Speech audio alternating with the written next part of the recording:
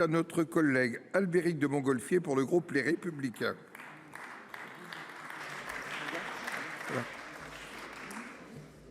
Monsieur le Président, Monsieur le Ministre, Monsieur le rapporteur de la Commission des lois, mes chers collègues, je ne pensais pas que la question de la réforme du Code des douanes suscitait un tel enthousiasme. Très heureux de vous voir si nombreux, puisque nous savons malheureusement c'est le Conseil constitutionnel qui nous a obligés à réformer ce Code des douanes. Et je dois dire que la décision du Conseil constitutionnel a été vécue comme, Monsieur le Ministre vous le dira sans doute, en interne, un véritable électrochoc pour les douanes. Et nous en serions en quelque sorte bien passés. Mais néanmoins, ça a été l'occasion d'aller plus loin et de ne pas simplement se contenter d'une réforme à minima, mais de revoir, comme ça a été dit, un code des douanes qui est parfois très ancien. Et je voudrais à cet égard saluer le travail qui a été fait par mon collègue rapporteur de la Commission des lois, Alain Richard, qui s'est exprimé au nom de ce texte. Dans ce projet de loi, et on peut s'en réjouir, le gouvernement ne s'est pas contenté d'une mise en conformité du droit de visite, puisqu'il a également souhaité insérer plusieurs dispositions qui visent à moderniser le Code des douanes. Et je note d'ailleurs, Monsieur le Ministre, que cela n'aurait pas été sans doute possible si nous avions suivi dans votre choix initial, qui était celui du projet de loi de finances pour 2023, puisqu'initialement, vous nous proposiez de passer par voie d'ordonnance. Eh bien, nous aurions raté une occasion, celle de pouvoir aujourd'hui aller plus loin. Donc, nous sommes heureux que le Conseil constitutionnel se soit opposé finalement à la décision de passer par cavalier. Ça nous permet aujourd'hui d'en débattre et d'aller plus loin que la simple réforme à minima. Nous avons pu à la place avoir des échanges constructifs, ce dont je vous en remercie. Et ça a été dit, pour la première fois, réformer un code des douanes parfois très ancien.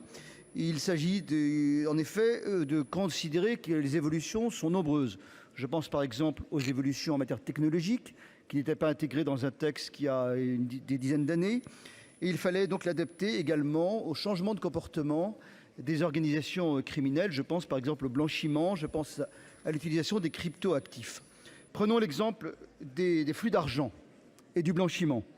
L'article 6, que nous allons voter dans un instant, donne la possibilité aux agents des douanes de retenir temporairement l'argent liquide circulant sur le territoire national lorsqu'il existe des indices qui montrent que cet argent est lié à une activité criminelle, à l'instar de ce qui existe pour la circulation d'argent liquide aux frontières.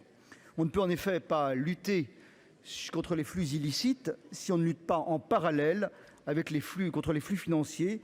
Et cela a sans doute un effet dissuasif beaucoup plus fort. Vous le savez, les organisations criminelles se sont évidemment adaptées au contrôle aux frontières et elles recourent de plus en plus à la technique des collecteurs de fonds sur les territoires. Et nous devons pouvoir lutter contre ce phénomène, y compris en étendant le périmètre du délit de blanchiment douanier.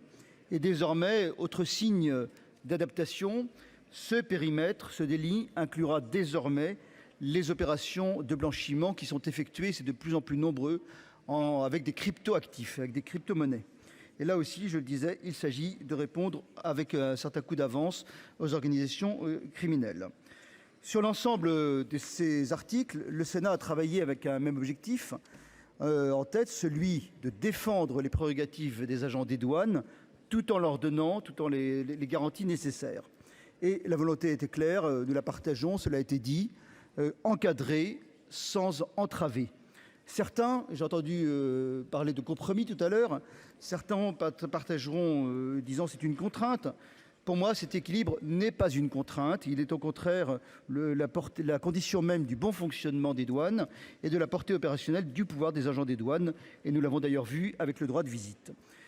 Quelques exemples pour terminer de travaux de notre Assemblée. Nous avons clarifié le droit au recours contre condition de retenue temporaire dans l'argent liquide. Nous avons sécurisé les saisies lors des retenues douanières, où nous avons encore encadré la nouvelle prérogative permettant aux agents des douanes de procéder au gel informatique et de gel des données informatiques dans le cas d'une visite domiciliaire.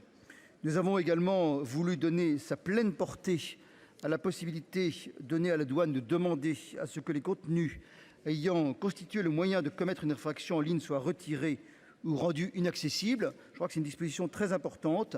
Ça représente une avancée indéniable, notamment pour la lutte contre les contrefaçons. Elles sont nombreuses sur Internet. La vente de tabac en ligne, nombreuse sur Internet, bien qu'illégale. La vente de stupéfiants, également nombreuse sur Internet. Ces trafics, ils sont très nombreux. Et le travail des douaniers, ce serait évidemment un travail de fourmi.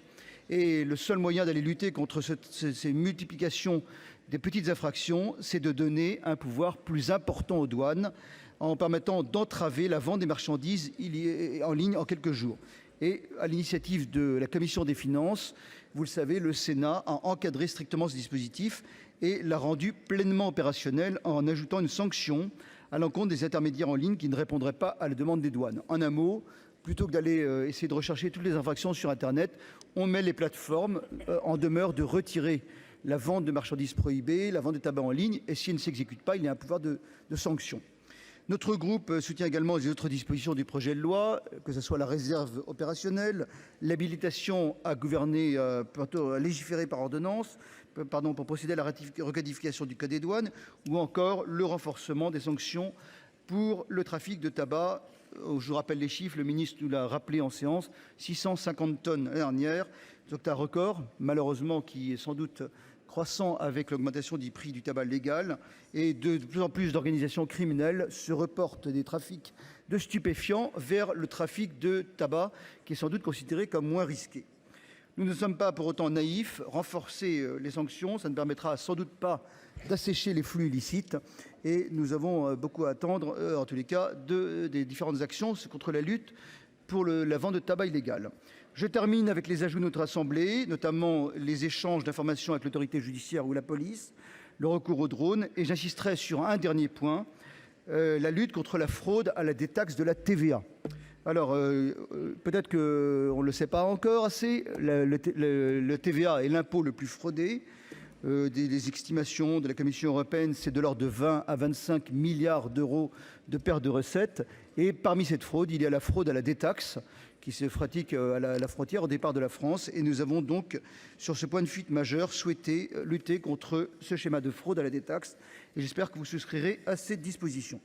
Le groupe Les Républicains, je ne m'exprime pas aujourd'hui en tant que rapporteur, votera donc l'ensemble de ce projet de loi. Je vous remercie. Merci.